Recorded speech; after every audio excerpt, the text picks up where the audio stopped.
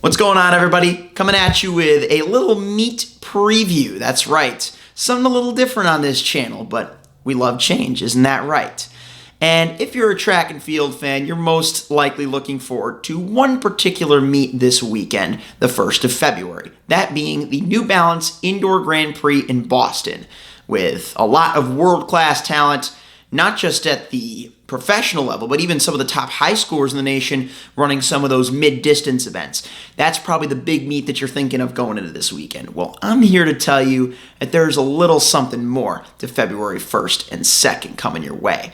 And that, my friends, is the Ocean Breeze Invitational, which I am in charge of. Mwahaha. Not me, Mile Split. But I get the luxury of getting to announce this meet. This is my 3rd year announcing it, and it is the biggest high school meet in the indoor season nationwide. How big, you might ask? 6,000 athletes. And you're probably wondering, for a meet preview of an event with 6,000 athletes, we're going to be here all night, right? No, I'm going to keep it relatively brief for you all. I'm going to narrow it down to 6 particular races, 3 on the boys, 3 on the girls side, that you should look forward to especially. And keep in mind, just a quick disclaimer, that because there are so many different races happening, that there are many things that I'm probably not going to mention in this video that may or may not unfold at Ocean Breeze in Staten Island these next couple of days. So, without further ado, let's get right into it with event number 1. This is actually going to be the first varsity red, which is the top seeded group. They divide them into red, white, and blue. Gotta love that patriotic theme.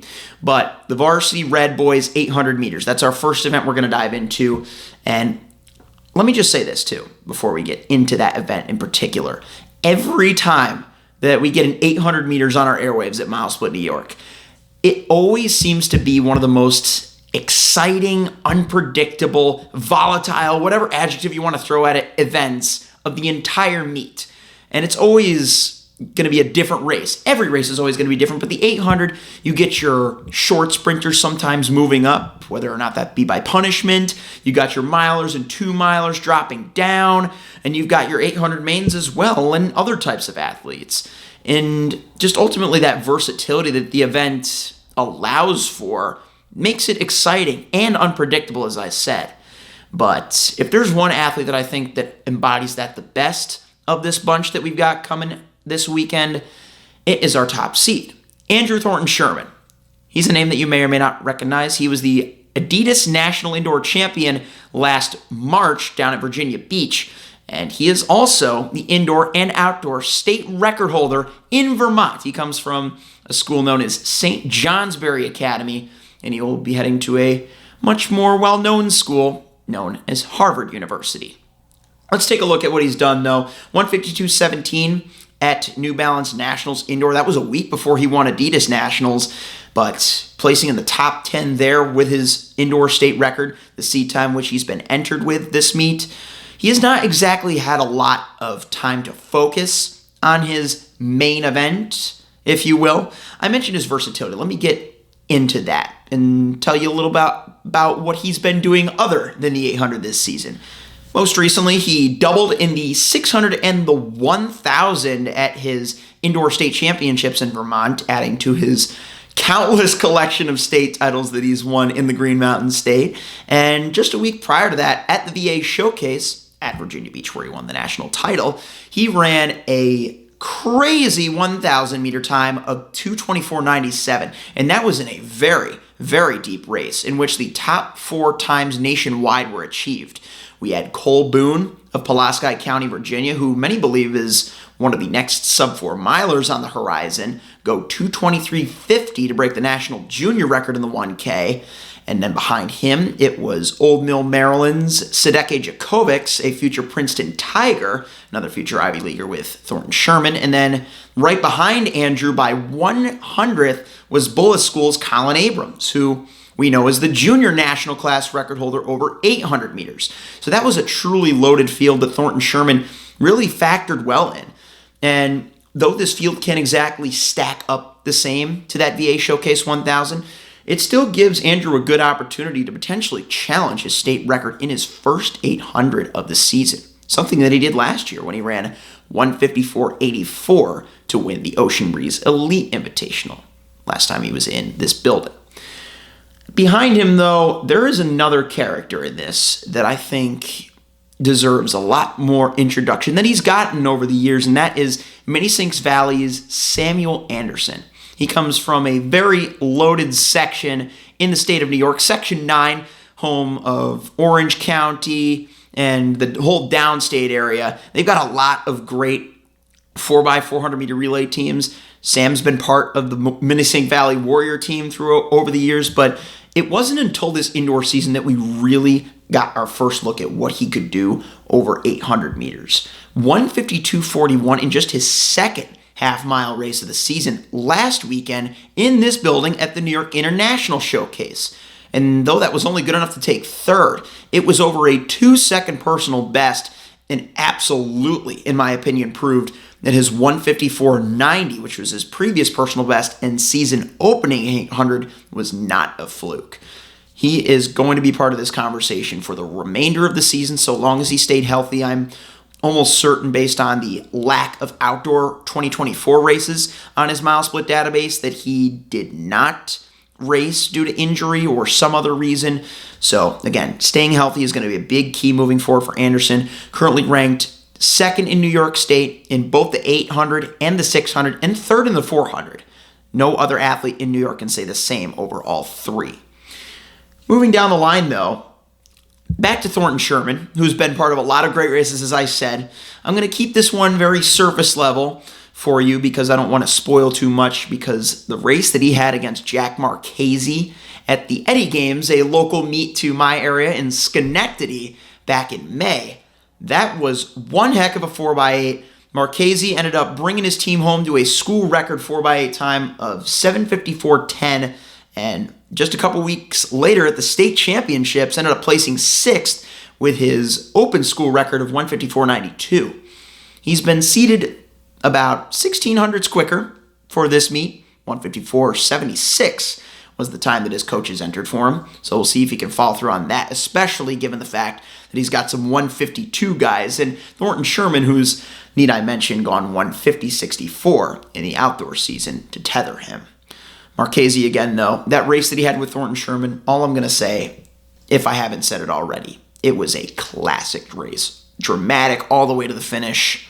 Speed endurance, and just ultimately heart were poured out onto the track in that mano-a-mano clash. Yeah, one of the races of the Eddie Games, but this could very well be one of the races of the Ocean Breeze Invitational, given that we've got those three guys, and also 3 guys from the 6th-ranked 4x8 team in the country from St. Joseph by the Sea, Matthew Brodsky, DJ Basapia, and Jonathan Walls, who are all seated in the 155-156 range.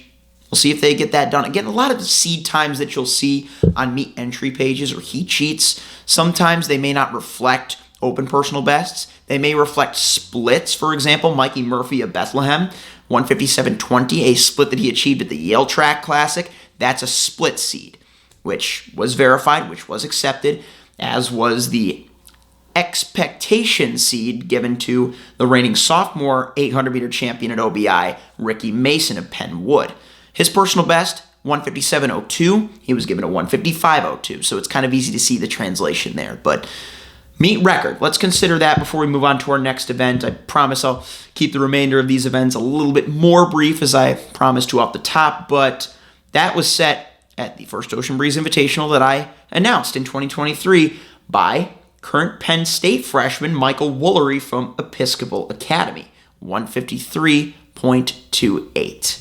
Woolery ended up finishing 3rd last year, so he's got 2 top 3 finishes in a row. It's time for somebody else to take command in 2025. Moving things on to our second event to watch on the boys' side, and that is going to be a little bit less to give, not just in the fact that it is shorter distance and much less room for error, but the fact that the top 2 seeds in this race are far and away ahead of the rest of the field. So why am I signifying this race? Because we've got records on watch. That's right. It is the boys' 55-meter hurdles. And atop that list, shining like a beacon, is Trayvon Foster of the Hill School.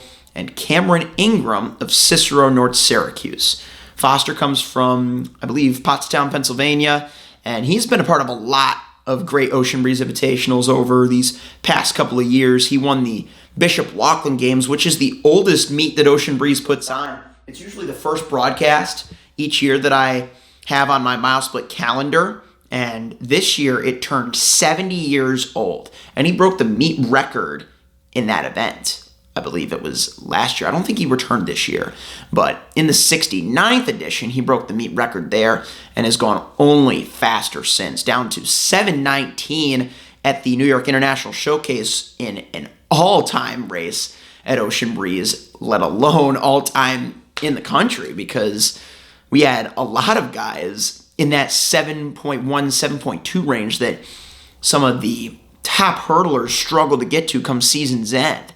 And, of course, winning that race was not necessarily an American. It was Jamaican Shaquane Gordon, who took the facility record down with a 7:01. So I mentioned in the country more so in the sense of the times that were achieved rather than necessarily the all-American stature of that race. But nonetheless, Foster was a part of that. He took third, only behind Tyler Burgess, the Pennsylvania 110 and 300 hurdles state champion, and Shaquane Gordon, the new facility record holder from Calabar himself. So, considering that hot hand that he's riding, I think he has a good chance to replicate that type of performance. But you can't talk about hot hands without talking about Cameron Ingram, his chief opposition in this race, because he, meanwhile, last weekend set the state junior record of 7.23. He was already the state sophomore record holder coming into the season, and he achieved the third fastest 55-meter hurdles time in the state of New York. And again, he's still a junior from CNS. So he's going to bring it. He comes in as the top seed as Foster was entered prior to achieving his 7:19 personal best. But those two, back to the next closest seed, it's a drop-off to 7.6, which is a very wide gap to close for a win, but could tether some guys like Brandon Thweet of Baldwin, Derek Bell of Odessa from Delaware. Guys like those, Ryan Sanchez of Deptford, they're all in those 7.6 mid-range seeds. Could get them below that 7.6 for the first time this season or in their lives. Onward to our last boys event of the day. And for those of you that already checked out the oceanbreezenyc.org preview, you might know where I'm going with this one, but for good reason. The boys 2-mile run, another race ripe for state class records. And you can't look any further than Ryan Sykes. If you remember, I did that little video recap of the New York State Cross Country Championships, Ryan Sykes being the first winner of the day. And what did he do the weekend after that but go on to win the double New York State Cross Country Regionals and Federation Championships. They were merged into one for the first time. For those of you wondering what that was all about, it was not two races. It was one that had basically the same criteria for the first time ever. Sykes took that race, beating all of New York State, not just the large school boys. And that's important because Van Furman, the small school champ from Class D, is in this race as well. He comes from Tri-Valley, out of Section 9, just on the west side of the Hudson River from Chappaqua and Greeley, where Sykes comes from out of Section 1. And so, just looking at those two to have a good rematch, I'd say Sykes, based on what he's shown this season, has the upper hand, though this is his first 2-mile. Same with Van Furman, technically in terms of true 2 miles. Sykes, he broke the sophomore class record in the mile. He's the top miler in New York at 4:15:57. So there you go.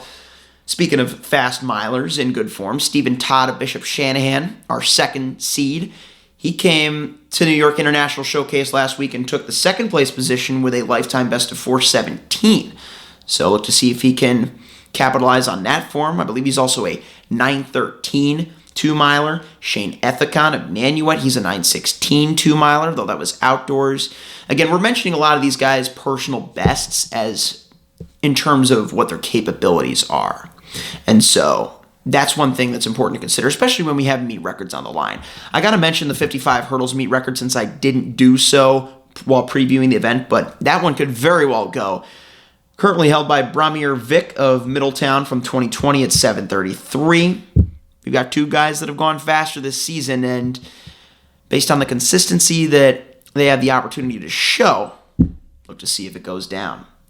But the 2-mile meet record, that one's held by Matt Boutillet, set back in 2016 at the first ever Ocean Breeze Invitational from LaSalle Academy. That's at 9:05:48. I remember, on the note of LaSalle Academy from Rhode Island, I'm almost positive because there's a bunch of LaSalle's. There's LaSalle College, that's from Pennsylvania, but LaSalle Academy is from Providence, Rhode Island. I got the chance to talk to one of their top young studs, currently a junior this year, Marshall Vernon, who is one of the 410 sub-milers that we've had on the indoor season. I don't think he's broken 410. I think he has, but either way, he's 410 or better. He's not part of this meet, which is why I don't have that stat fresh in my mind, but I remember getting to talk to him at the Manhattan Cross Country Invitational. Matt Boutillet was one of the big names, in addition to guys like DJ Principe that he signified through the years. Jack Salisbury, that's a legendary distance program, and they've got history at OBI here too. 9:05:48 from the inaugural Ocean Breeze Invitational in 2016. Sykes has gone faster, as has Furman. Ryan's freshman state record was 9:04:97 back at outdoors, and Van Furman actually has gone faster at the Louts Games, the Glendy Louts Games, one of the best and biggest outdoor invitational meets in New York State. And he ran 9:02:96 there.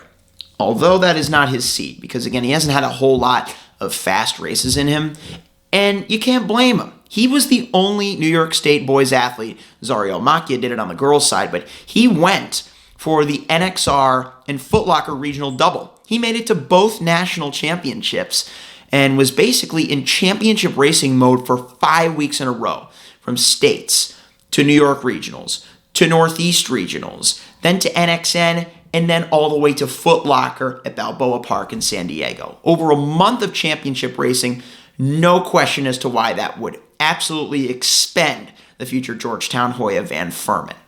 So, look for that clash. Wild cards. Owen Larson of Ethical Cultural Fieldston. In a field that last year included a lot of seniors, including our reigning champion Henry Koike Sierra, the freshman at Columbia from Hunter College out of NYC, a lot of the top guys that finished were seniors. Larson was the top returning junior from that field, so look out for him. Owen Conley, another junior this year, that is. Larson's a senior. But Conley from Colony, he, if you recall in that little video recap of Cross Country States, was just this close to taking Sykes at the line in that 5K. And he's been working on a lot of his strength this season. He got his 2-mile personal best down to a New York number 2 of 9:20:37. That's for full 2-mile races, not factoring in 3,200-meter conversions. But he's got 154.800 speed. For 15-miling abilities, just like Sykes. So you have to consider that when factoring Owen Conley in. There's a bunch of other guys in this, but look forward to that race around the midway point of our Saturday program. Let's turn the page forward to Sunday for the girls. The first race, you guessed it, 800 again. Like I said, this event never disappoints. And last year, we saw a U.S. number 1 achieved by the future Stanford Cardinal. He was not here this year. She's running at New Balance, but Olivia Cieslak from Haverford Township, who is a 204 high runner at her very best. I mean, she is insanely talented, and I believe she holds some junior records for the country that she holds dual citizenship with in Poland. So that just goes to show you the type of athlete that we've seen set history in that event for the girls. She has the meet record that she destroyed by over 3 seconds last year of 2:08:32. The current senior from Haverford Township, whose many great friends will be in this race. There's a great network of half-milers that come out of Pennsylvania and the whole Philly area.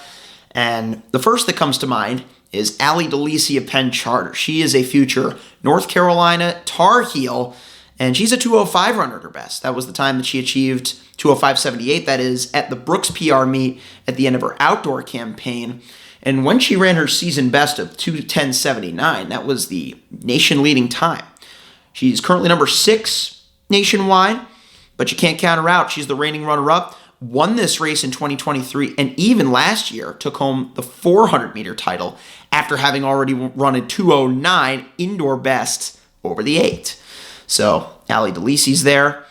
Her fellow teammate now, I'm not used to saying this because I'm used to seeing this young lady represent a school by the name of Archbishop Wood, which for you Gary Martin fans, you'll know very well. But Gwen Hamilton, she's now running with Penn Charter as well. She's a junior this year, but she's gone 2:07 at her lifetime best. She's run 2:11.54 on the season, which in the country is U.S. number 10. So there's 2 top 10 girls in the country that we've mentioned thus far, DeLisi and her teammate. That could definitely play a factor in terms of tactics, in terms if they want to form any walls to prevent any other individuals who don't necessarily have teammates in this race. We'll see how they enact that. We'll also have to see how the top New Yorker in the seedings shapes up. That's Vivian Ostfeld from Riverdale, and she's a super underrated athlete. She's been making great strides over all events. She got down to a 2:09 at the end of her sophomore year, and that is the time which she comes in at the top of the seedings with 2:09.10. See if she can get it done. One of the Ivy League prep schools, part of the Association of Independent Schools, one of the many different denominations in the state of New York. Not to throw you off, but just to give you a sense of Vivian's background. Look for her to factor very well here, too. Callie Bucksbaum of Wall, New Jersey. She's got a 2:10 seed, 2:11 lifetime best, with a good chance to improve. Reagan Moore of the Oak Knoll School. She got herself a 2:10.90 season best to place her number 7 in the country, just behind DeLisi by 11 hundredths, to come second in the Union County Individual Championships behind sophomore legend, and I mean legend from Union Catholic, Paige Shepard, who as a freshman anchored home the national record 4x8 team at New Balance Nationals Outdoor with a 2:05 split. I mean, she is incredible. She took home that race with a 2:08.15. That's U.S. number 2. But again, for Reagan Moore, who again has that great 400 speed, that experience being in those big-time races. Moore will be doubling back in the 400, as will DeLisi as well. Same with Hamilton, just to give you that consideration. Natalie Dumas, though. We mentioned a lot of these 800 specialists as having that 400 speed to their asset. Well, Dumas is coming from the opposite direction. She is the reigning New Jersey Meet of Champions double champion in the 400 and the 400 hurdles. Sound familiar? New Jersey, 400 4H.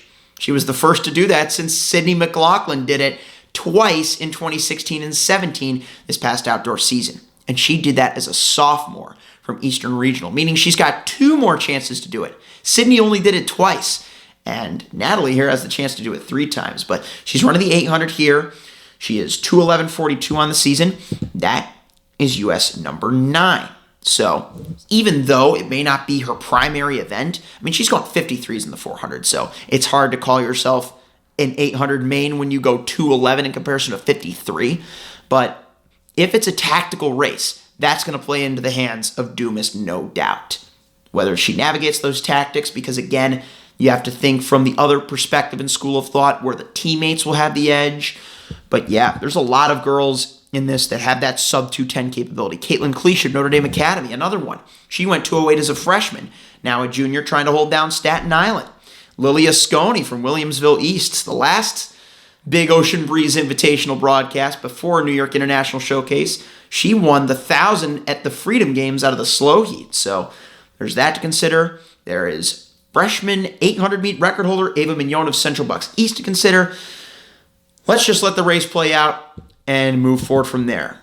There are 2 athletes in the girls' sprints that I'm looking for a potential double over the 55 and the 200 meters, which was achieved last year by Nayla Jones, who is now a freshman at Rutgers, coming from a great sprinting program at Timber Creek Regional.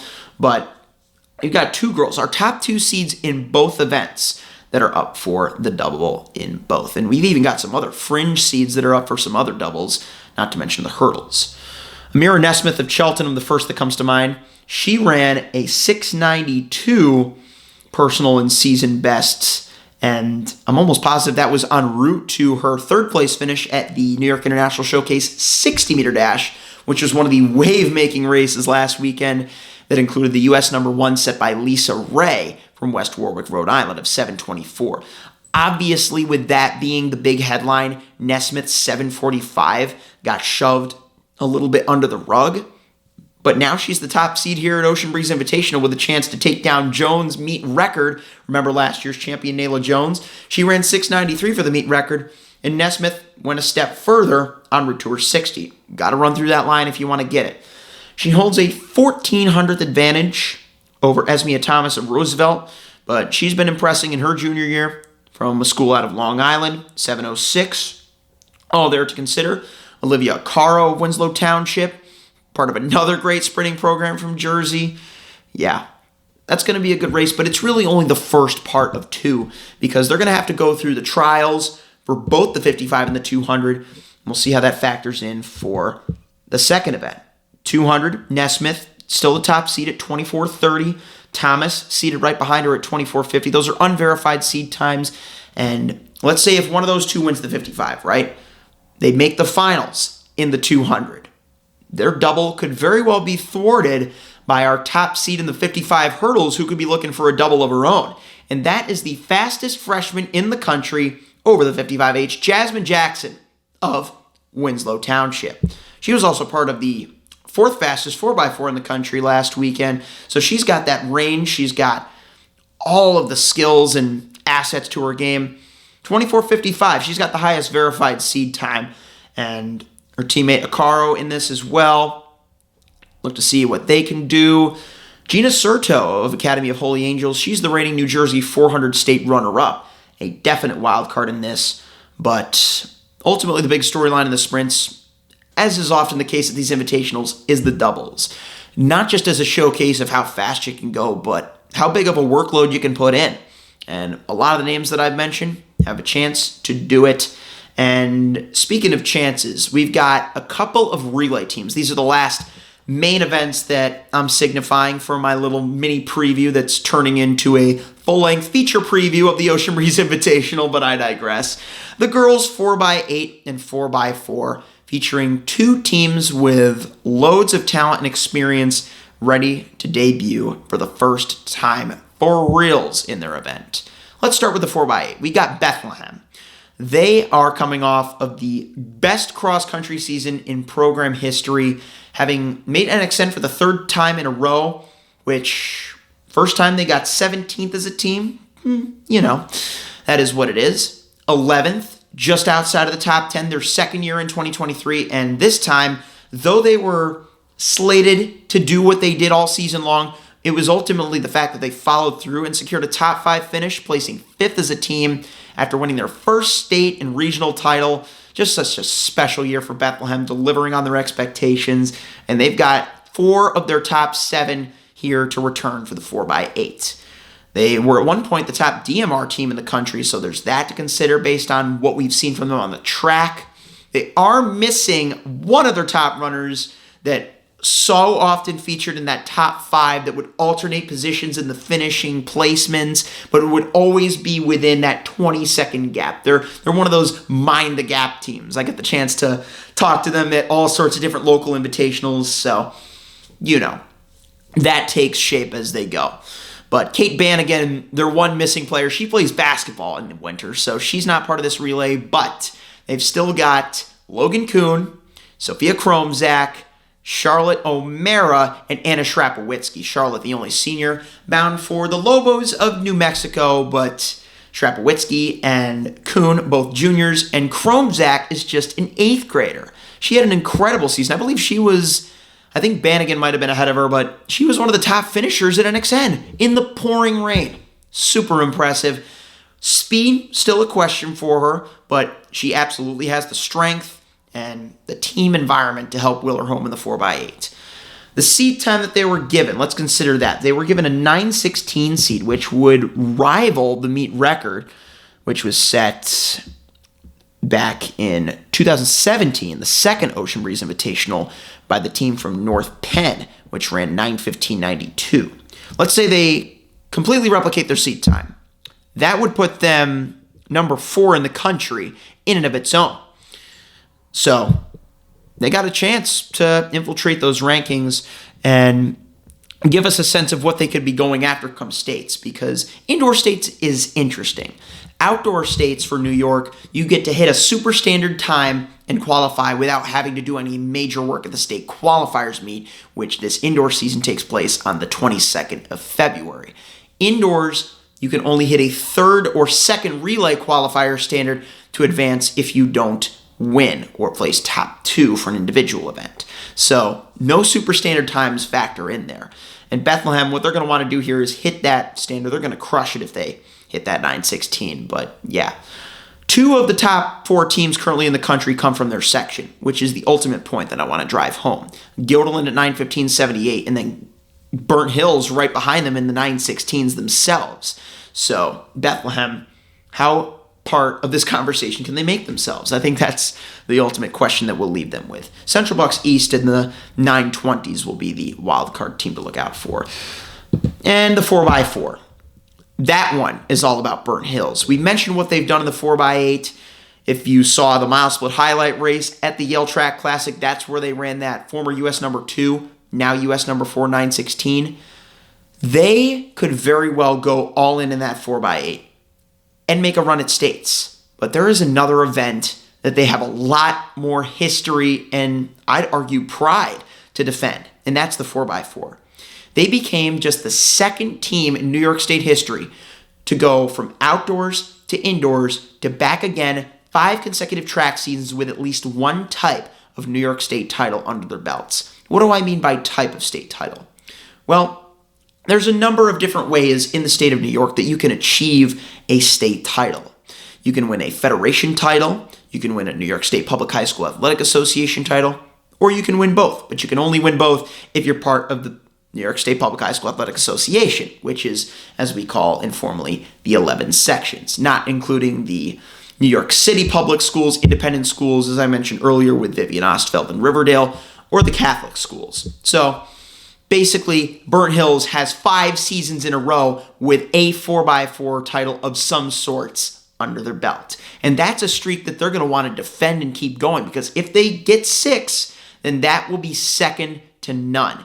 And the most impressive part of it is that they've still got one remaining member of their original lineup, that being their anchor, Allie O'Rourke, the future Penn State Nittany Lion, who shocked everybody, I'm sure including herself, at New Balance Nationals Outdoor when she ran 2:04.97 to nearly win the darn thing. She got second in the second to last heat. It was funny, she posted about it on social media, calling herself the fastest loser, but she has been such a team player through the years, whether it be in 4x4s, 4x8s. She ran a 2:10 in their season best school record time that I need mention there.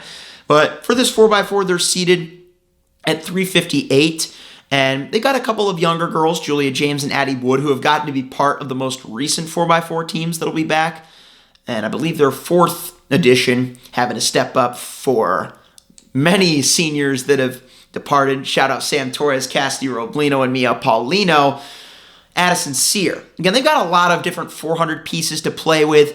Just naming a few names. If I'm missing any, again, I apologize. But Burnt Hills, this is going to be their first true 4x4 of the season, and they're part of another loaded section that has teams at 4 flat like Guilderland. Again, you can only advance by placing top 2 with a time standard at the state quals to the state meet. So it's ultimately that states versus nationals conversation. And based on what I've heard and seen from Columbia, a school featuring my latest podcast guest, Ava Weiss, they are more likely going to gear towards nationals for the 4x8 and states perhaps for the 4x4. Obviously, Ava's got her individual events, but knowing that they can qualify for that event, I think would be a huge achievement for the 4x4. Burnt Hills, though, they need to get themselves part of that conversation, as Columbia is at 357.83 atop New York State. See if Burnt Hills can get atop them here at Ocean Breeze Invitational. A few honorable mentions before I wrap. We got to give some love to the field events. My guy Ryan Buskey, my 3rd podcast episode, who broke the facility record at Ocean Breeze in the high jump at 7'2", just last weekend at the New York International Showcase. He's going to come back. He says he wants that state record of 7'4" that we talked to him about, having competed and having met even Dan Olson. He didn't compete against him, but at the Penn Relays during one of his top early career competitions, he got to speak with the state record holder himself. Definitely make sure you check out that conversation and Ryan's efforts on Saturday. We've also got in the weight throw, though we're not going to get a direct look at this in the cage, the national leading weight thrower Megan Ewers of Medgar Evers, and also the New York State sophomore triple jump record holder from a school that knows a thing or two about sophomore state records, Cicero North Syracuse, Anna Els. She is just under a foot off of the meet record, so we'll see if she can chase after that top mark. I believe it is 41 feet. Yeah, 41 feet, 975. She's at 40:11.25, so see if she can get after that. Another honorable mention that I wanted to give, the 200 for the boys. I mentioned the double for the girls, maybe not as much at stake for the boys, but we'll watch that too. There is one athlete in this that sticks out, mostly because of his last name, but he has made a true name for himself with his first, and that is Gabe Lavroni of Calvert Hall. You recognize that last name? His father, Kevin Lavroni, is an IFBB pro bodybuilder, and he just so happens to be cousins with Andre Lavroni, former NFL player and husband of Sydney McLaughlin Lavroni. I think that tells you all you need to know right there. Not to mention he is the reigning Maryland State champion at 10:55 over 100, having a 21:31 windy 200 personal best to his name, and also being a pretty good football stud in and of his own right. Shout out Gabe Lavroni. Look to see what you do in the 200. And last but not least, the Toms River North 4x8. If you've been following on NJ Milesplit, I highly recommend you check out their Instagram for their most recent post as of right now. Features 4 hurdlers in their top 15 state rankings, all from the same school, Toms River North. And 3 of those guys, 3 of them, are entered in the 4x8. I'm just going to leave it at that, guys. Look forward to broadcasting this meet, whether all of you or none of you tune in. I hope you enjoyed this little preview, maybe learned a thing or two about indoor high school track, and have given another thought about what you're going to do with your weekend. Of course, I'm looking forward to seeing what happens over in Boston, but I got all the action coming for you at Ocean Breeze. Milesplit is where all the action will be. If you don't have a subscription, be sure to stay tuned for the highlights on social media. I'm Carson Gabbaro. Thank you so much for supporting me and my channel. Leave a like if you enjoyed, comment if you have any thoughts or would like to see this again, and subscribe for more, everybody. Peace.